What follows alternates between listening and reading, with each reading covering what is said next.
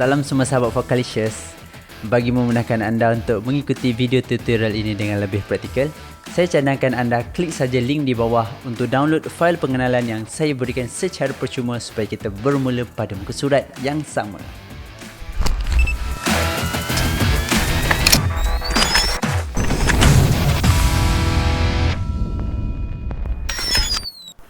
Okey, sahabat Vocalicious, apa yang lihat sekarang adalah ruang kerja atau dikenali sebagai workspace yang menunjukkan alatan atau tools yang membantu kita menggunakan Adobe Illustrator. Pertama sekali, sahabat Vocalicious perlu pergi ke bahagian atas paling kanan dan tekan pada kotak tersebut. Di situ akan dinyatakan beberapa pilihan untuk menentukan ruang kerja kita atau workspace. Cadangan saya, kita pilih Essential.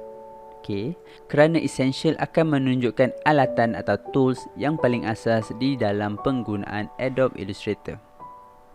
Okey, baik sahabat Voca. Untuk pengetahuan, saya menggunakan Adobe Illustrator 2020. Bagi sahabat Voca yang menggunakan Adobe Illustrator CSX ke bawah, akan ada beberapa perbezaan dalam penggunaan tools, tetapi masih boleh mengikuti tutorial ini bersama. Okey, saya tunjukkan sedikit apa perbezaannya. Sebagai contoh, apabila saya tekan Type tool di bahagian kiri workspace, keluar di bahagian kanan workspace yang berkaitan dengan fungsi Type tool. Bezanya adalah, bagi pengguna Adobe Illustrator CSX ke bawah, perkara ini tidak boleh dilakukan secara automatik. Jadi, anda hanya perlu pergi ke bahagian Window dan tekan ke bahagian Type.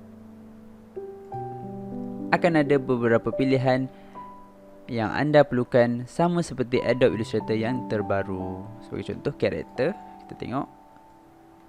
Okey, character. Sama sahaja.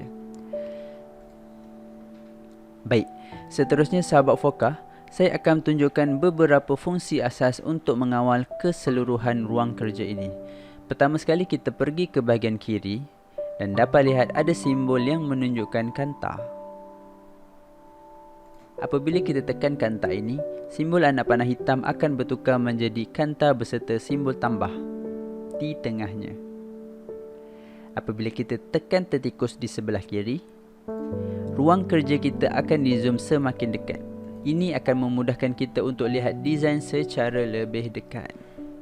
Kemudian, untuk lihat kembali kanvas lukisan kita secara keseluruhan semula, tekan alternate di keyboard. Kalau kita perasan, kanta yang ada simbol tambah di tengahnya telah bertukar kepada simbol tolak. Okey, semasa kita tekan alternate, tekan sekali tertikus di bahagian kiri dan kita akan lihat kanvas berada dalam keadaan zoom out. Okey, dan kita tekan lagi sekali. Okey, dan kita boleh lihat keseluruhan kanvas lukisan kita. Okey, mudah bukan? Okey, baik sahabat Vocalicious. Seterusnya saya akan tunjukkan cara menggerakkan kanvas ini ke atas dan ke bawah. Secara mudahnya hanya perlu menggerakkan toolbar di bahagian tepi dan di bahagian bawah supaya kanvas kita boleh bergerak ke kiri dan ke kanan, ke atas dan juga ke bawah. Tetapi untuk cara yang lebih berkesan ketika kita sedang melakukan desain, amatlah saya galakkan menggunakan shortkey. So sahabat Voca hanya perlu menekan spacebar di keyboard. Sambil tekan spacebar, sahabat Voca hanya perlu menggerakkan tangan tersebut ke kiri atau ke kanan untuk menggerakkan kanvas. Lagi mudah bukan? Okey, perkara penting yang kita kena selalu ingat di dalam penggunaan Adobe Illustrator adalah akan terdapat anak panah berwarna hitam dan juga berwarna putih. Anak panah berwarna hitam, anak panah berwarna putih. Penggunaan bagi kedua anak panah ini adalah berbeza. Bagi anak panah berwarna hitam atau dikenali sebagai selection tools, ketika kita klik di satu bahagian objek, maka keseluruhan objek akan dipilih dan dapat kita menggerakkan atau memindahkan posisi objek tersebut. Okey, kalau kita tekan objek, jadi kita dapat pindahkan ataupun menggerakkan kedudukan objek tersebut. Manakala jika kita menggunakan anak panah berwarna putih atau dikenali sebagai Direct Selection Tool,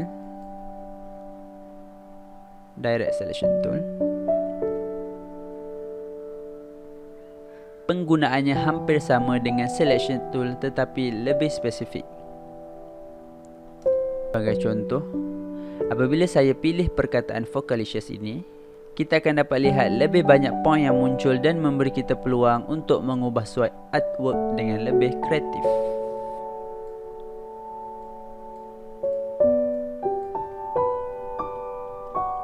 Jika kita menggunakan anak panah berwarna hitam ataupun Selection Tool, kita hanya boleh menggerakkan sahaja.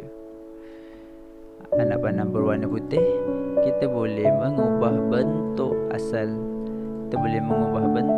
objek tersebut.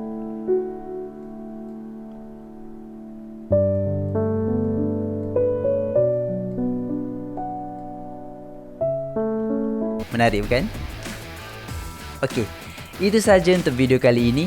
Untuk video seterusnya, kita akan mulakan pembelajaran yang lebih menarik, iaitu bentuk dan garisan.